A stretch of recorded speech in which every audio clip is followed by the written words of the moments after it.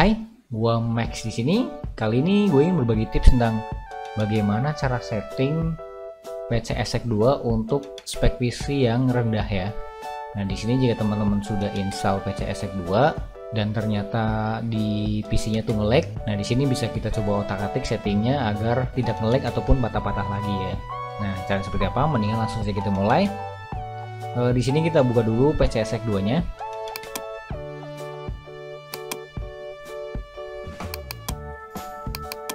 Di sini untuk PC ESEC 2 saya masih portable dan juga masih versi 1. Tapi insya Allah untuk versi yang terbaru juga tampilan settingnya masih sama insya Allah ya. Jika PC ESEC-nya sudah terbuka aplikasinya ya, selanjutnya teman-teman masuk ke setting. Di pojok kiri atas kita klik settings. Kemudian teman-teman langsung saja masuk ke emulation di sini. Di bawah BIOS kita klik emulation. Kemudian untuk speed controlnya sebaiknya teman-teman nggak usah rubah di sini ya. Sebaiknya ini dibiarkan saja seperti ini, soalnya saya sudah pernah gitu ngotak-atik tapi nggak ngaruh apa-apa gitu, di permainannya masih tetap gitu nge-lag. Jadi ini nggak usah dirubah.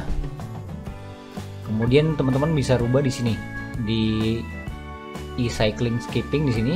Jika teman-teman masih berat, dari disable kita rubah menjadi mid underclock. Kalau mid underclock masih nge-lag gitu atau masih patah-patah, teman-teman bisa ke moderate. Nah, seperti itu. Di e-cycle skipping di sini ya. Kemudian untuk setting lainnya seperti yang bawah ini yang enable multithread view satunya dibiarkan saja seperti itu. Kemudian untuk setting selanjutnya adalah di grafiknya. Nah, di sini untuk grafik ini ngaruh banget. Jadi kita coba beralih ke grafik. Nah, kemudian untuk di bagian rendernya ini teman-teman gunakan DirectX 3D 12. Kalau misalkan nggak support, teman-teman rubah ke DirectX 3D 11. Kalau di PC-nya nggak ada gitu, berarti otomatis saja ataupun default.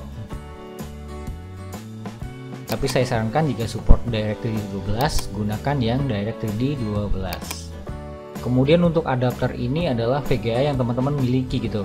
Nah, di sini ngaruh banget. Jadi di sini kita klik di bagian kolomnya, kemudian gunakan VGA yang paling bagus ataupun yang tertinggi gitu. Namun ini tergantung PC sih. Kemungkinan ada VGA-nya yang onboard ataupun ada yang dual VGA seperti punya saya ini.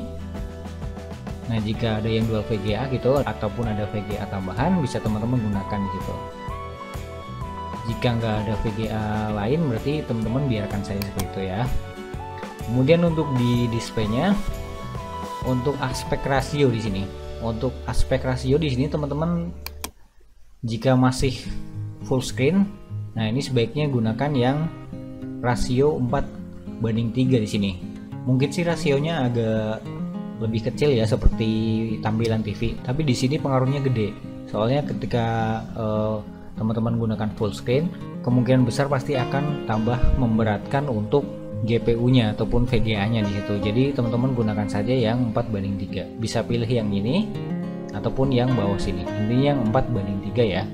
Jangan yang widescreen yang sini ataupun yang atas. Itu kalau misalkan masih berat. Tapi kalau misalkan pengen full screen juga nggak apa-apa sih.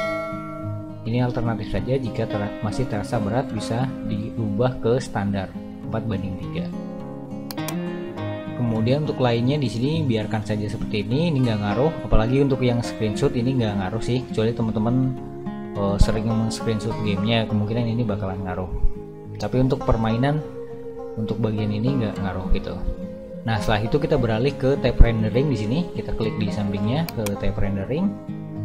Kemudian untuk resolusinya, nah di sini jika teman-teman masih berat banget gitu, ini untuk internal resolutionnya ini ngaruh banget. Bisa dirubah di sini di kolomnya. Teman-teman jangan gunakan yang resolusi di bawah ini karena ini akan berat gitu. Untuk resolusi 2K ataupun 4K itu jelas berat untuk PC yang speknya rendah gitu. Jadi teman-teman bisa gunakan yang default sih sebenarnya. Kalau default masih berat, berarti teman-teman gunakan yang 2 kali natif 720p. Kalau masih berat kurangin lagi.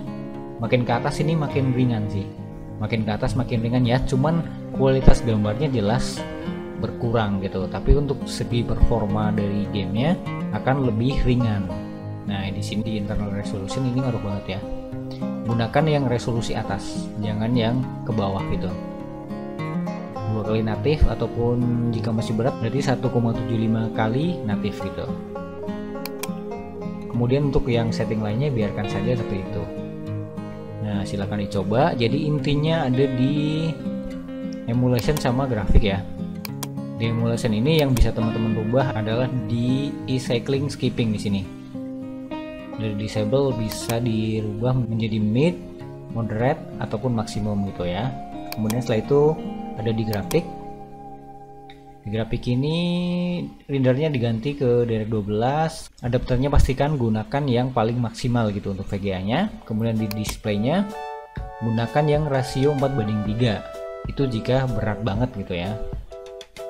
Kalau misalkan full screen kok berat, dirubah saja ke 4:3. Tapi untuk defaultnya ini biasanya sudah 4:3. Kemudian untuk tab rendering bisa diganti untuk internal resolusinya menjadi yang lebih kecil di sini ya. Jangan gunakan yang 5K ataupun 4K, itu jelas berat, tapi gunakan yang atas gitu.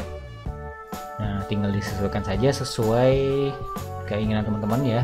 Settingannya tuh enteng ataupun enakan di mana gitu. Intinya yang dirubah di situ saja, insya Allah sudah bisa gitu untuk mengatasi lag ataupun patah-patahnya ya. Nah, mungkin hanya itu saja yang dapat saya bagikan kali ini. Apabila teman-teman masih kurang jelas ataupun ada hal lain yang ingin teman-teman tanyakan, silahkan bertanya di kolom komentar. Cukup sekian dan sampai jumpa.